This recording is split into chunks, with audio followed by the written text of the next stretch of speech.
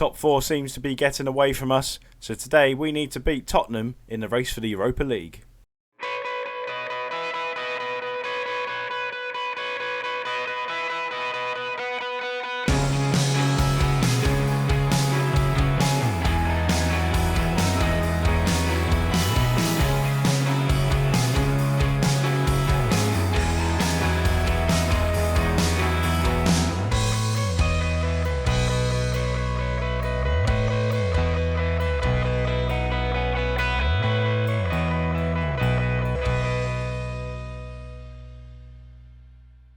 Hello everyone, I'm Dan. Welcome to part 18 of Fearless Foxes, our Leicester City Director of Football Challenge. Hope you are all doing very well, and things have not really taken a turn for the better since you was last with us against Chelsea. We've lost a couple of key games, and we got a terrible result in the FA Cup. We did manage to scrape through in the end, but we could have done without the extra games, and we managed to get ourselves a replay with Rotherham. But let's jump over to the schedule now, show you exactly what has been going on then. So, you was with us last for the Chelsea game, 0-0 draw. Decent performance, game that we could possibly have won, but we didn't against the league leaders on Boxing Day. But it was a good point, and it meant we had another clean sheet as well after the Villa game as well. So defensively, we was kind of starting to look better there.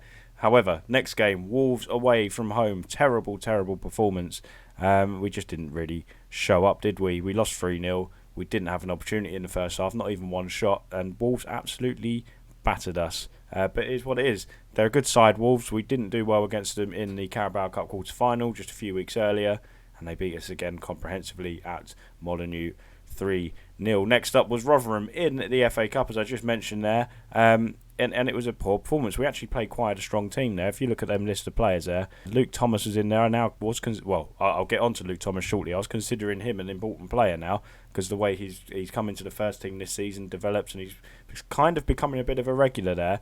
We played Luis in there, Maddison, Perez, Barnes and Vardy. So on paper, that was a team that really should have took the game to Rotherham and beaten them. Don't get me wrong, we dominated the game, but we just couldn't get the ball in the back of the net. Vardy's really gone on a bit of a goal drought, not scoring since the Manchester United draw back in mid-December, and it's over a month ago since his last goal, and he still couldn't find the score sheet against Rotherham either. So next up after that, we played Crystal Palace, lost 1-0 away. It was another late goal, 93rd minute, with El Yunusi scoring the goal there for Palace. I think that's how you pronounce it. But if you have a look at the team sheet there, look, there's a new name there, Mert Gökhan. Interesting news there, why there's not Luke Thomas. Again, I will get onto that very shortly, but Mert Gökhan had to come in and play his part at left back. He's from the under-23s. He's a Turkish under-21 international. He's 20 years old. Let's just show you his little page here to show you his attributes. He's got a potential ability of possibly 2.5 stars, so it doesn't look like he's going to be at Leicester for too long with that potential ability, but he's certainly needed in these last few weeks for sure due to whatever's happened to Luke Thomas. Again, I'll get back to that shortly. But against Palace, it was a good performance, not too bad. I think they were 8th, we were 9th going into this game. And I thought our points not the worst thing, not the worst result in the world at Selhurst Park when Palace are in form. But 93rd minute again, late goal, and we drop points. We keep dropping points in like the 93rd minute. It's really frustrating. But on to the FA Cup game against Rotherham then. So we did tweak it a little bit, but we did play quite a strong side once again. But Rotherham took it to extra time, and it took Harvey Barnes in the 100th minute to score the winning goal over the two ties. Very disappointing indeed, but we did manage to get through. But it was a game, with all the European action we've had in the Cups and everything, it was a game that we really could have done without, especially look how busy December was. We really didn't want a replay, but that is where it went. So we're still in the competition. We've drawn Birmingham away, so hopefully we can get through that one as well, and maybe go on and to retain our FA Cup trophy. After that though, just a few days later once again, it was Everton, and it was a good performance away from home. We managed to get the victory, Yuri Tielemans scoring after half an hour, and again look at the defence. Vontae Daly-Campbell in there, Fofana was back, which was good for us, Gökhan in there, who has now picked up an injury, and we also had George Hurst has been promoted because Iheanacho is currently not available because he's on international duty at the African Cup of Nations, along with Wilfred Ndidi, so we are missing another two key players right there. Let's show you the table first before we get into anything. So we're currently residing in 9th place. We've got a game in hand. We've played a game less than everybody else around us. I guess our game in hand will be with Newcastle, who are the only other team with 21 games to their name. So we're a point behind today's opponents, Tottenham. A win for us could see us move into the top 7, back into the European places. Of course, top 6 is where you want to be for the Europa League. We're currently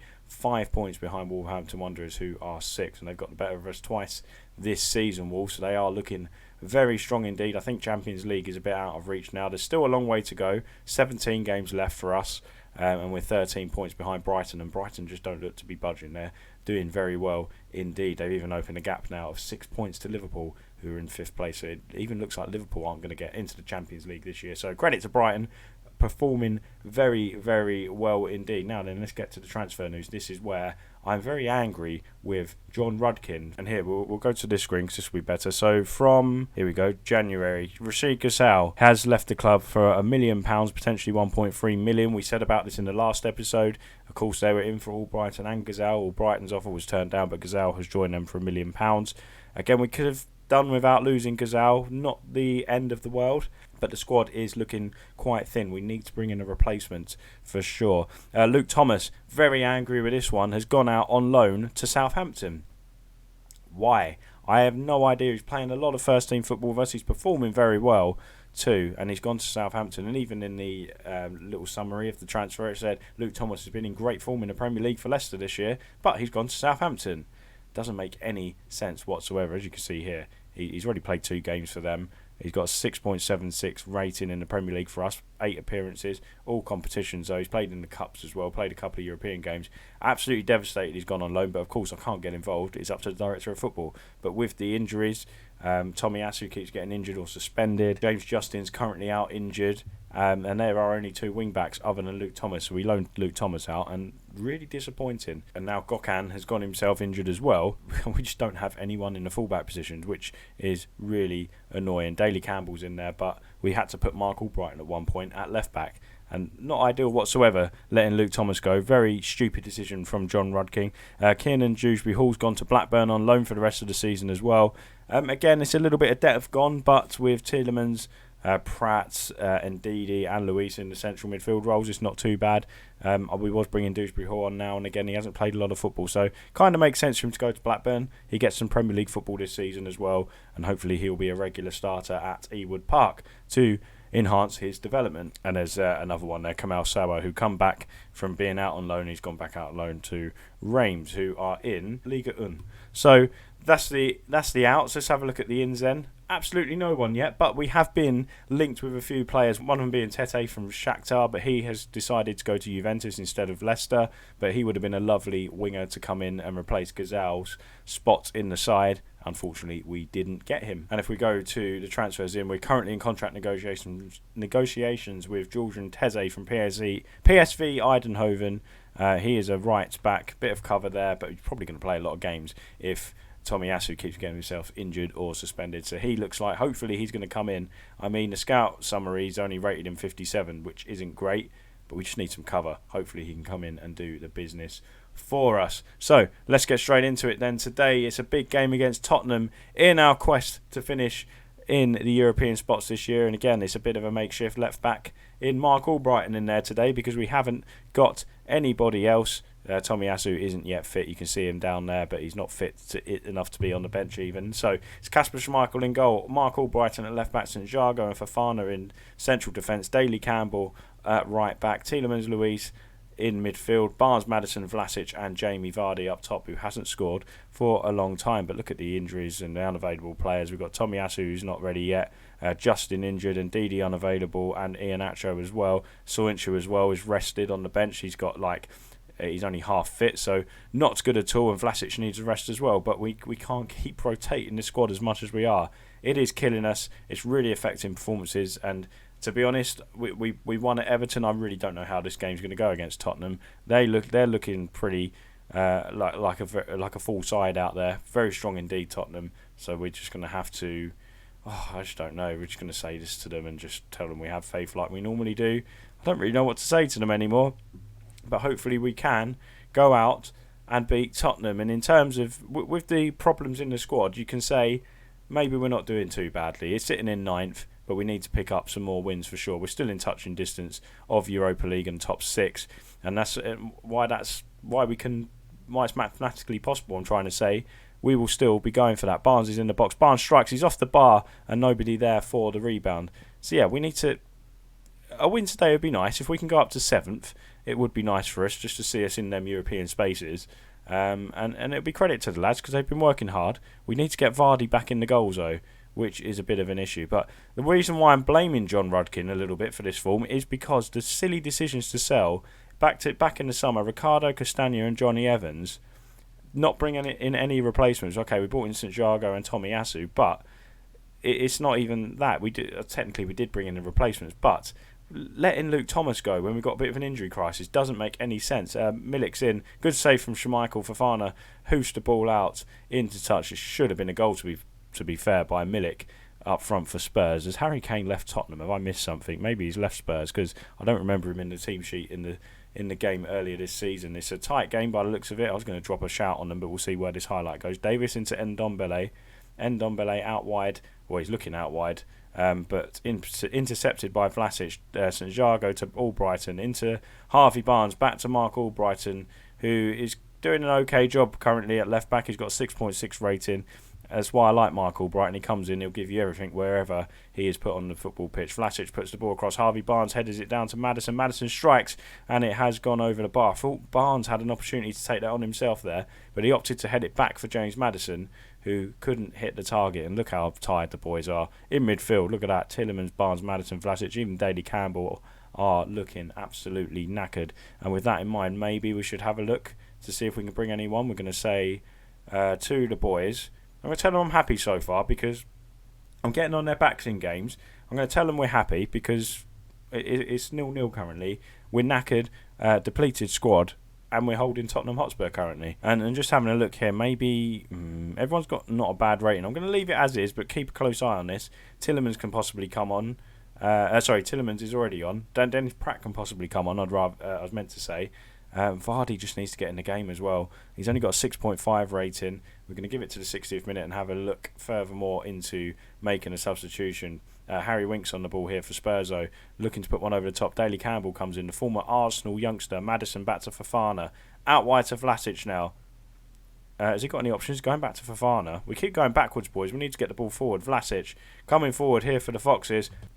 Plays it out wide to Daly Campbell. Daly Campbell back to Tielemans. Come on, boys. Let's get this ball forward a bit quicker and sharper than this. Florentino Luis back to Tielemans. Finds Daly Campbell, who's playing quite well down the right-hand side today. He's involved quite a lot, and he's got on himself an assist. Harvey Barnes is there to volley home. Vontae Daly Campbell with a fantastic play. I don't know how he's only got a 6.5 rating. That seems a bit ridiculous to me, but it was a lovely ball across, and Harvey Barnes is there to volley home, and it is Leicester City 1, Tottenham Hotspur 0. And if we can hold on, this will be a crucial win for us in the quest to finish in the European spaces. Lovely goal from Harvey Barnes, and as it stands, we will be up to 7th in the Premier League with a game in hand on everyone, and we'll be within 10 points behind Brighton and Hove Albion in 4th, and we've got them coming up, which I think will be the next episode, funny enough, because it works out just nice. However, Spurs are back into this, but this is going to VAR. Was he offside? I mean, I didn't think there was an offside in there, because the ball just come across. Kuna put the ball in, and I think they're saying he was the one who was offside. And apparently the goal has been disallowed. Interesting stuff. It'd be nice to see a replay here. So Foyth comes forward. Oh, there's a flick on from Mora. Okay, what confused me there? I didn't see the flick on because I thought he's played the ball across goal, but there's a flick on from Mora. That has caused that, and it is offside, fortunately, for us. And Jago putting the ball forward, looking for Jamie Vardy over the top, who once again hasn't been in it. George Hurst, I think I failed to mention, is currently on the bench for us, so he may come on. He played very well when he come on against Everton, just couldn't get himself a goal. Barnes coming forward here for Leicester, doing very well. Barnes, if he can square it, Vardy had a great opportunity, had a lot of space in the box, but it's back to Vlasic, and Vlasic scores, doubles Leicester City's lead. Great play by Harvey Barnes down the left-hand side, who has been our best player today, getting himself a goal and now an assist. And that was a fantastic run from Harvey Barnes, completely taking out the right-back of the equation. He didn't even make a challenge, did he, the right-back? To be fair, he stuck with him, but just didn't put a challenge in on Harvey Barnes. And it was a good finish from Vlasic, and it is Leicester City 2, Tottenham Hotspur 0. And we should have a look at maybe making another change, I think, because players are still very tired. We are going to bring off Yuri Tielemans, chuck on Dennis Pratt, maybe one more. I'm going to bring Vardy off, and put George Hurst up there. Give Vardy a little rest. In fact, let's have a look at George Hurst. What is his best position up front? We're going to keep him as a pressing forward because that's how we play anyway, and he looks comfortable enough compared to the other ways you can play a striker, and he can remain a pressing forward. So Vardy will get a little rest today. George Hurst coming on, and we'll probably look to bring on off Luis at some stage as well, because he's played a lot of football, because there's no Wilfred Ndidi. We'll probably chuck in Chowdhury there.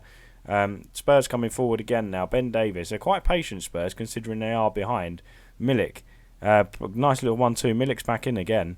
Milik back out wide. I can't even pronounce that guy's name, but he plays it back to Harry Winks. And Winks should have hit the target, and it has gone wide. 68 minutes gone. It's still Leicester City 2, Tottenham 0. That one was a little bit of a let-off. We are going to bring off Luis now. Put Hamza Chowdhury in, because I think he needs a little bit of a rest. Right.